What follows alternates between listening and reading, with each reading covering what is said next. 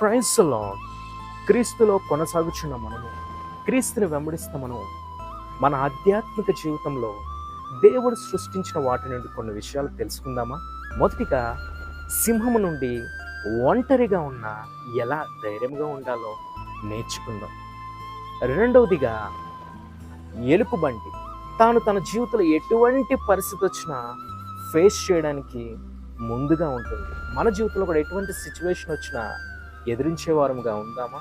మూడవదిగా, eagle next stop అనేది ఎప్పుడు కూడా ఎత్తైన స్థలంలోనే ఉంటుంది. మన జీవితాల్లో కూడా, ఆధ్యాత్మిక జీవితంలో కొనసాగుతున్న మనం, మన ఆలోచన, మన అడుగులు కూడా ఎప్పుడు ఎత్తైన స్థితిలో ఉండాలి. నాలుగవదిగా, వుల్ఫ్ తోడేలు సైలెంట్గా ఉన్న చాలా డేంజరస్గా ఉంటుంది. ఆధ్యాత్మిక జీవితంలో నీవు నిశ్శబ్దంగా నీ యొక్క జీవితాన్ని దేవుడితో కొనసాగిస్తూ, అపవాది నిన్ను చూసి భయపడేటటువంటి ప్రార్థనా జీవితాన్ని కలిగి జీవించు. God bless you.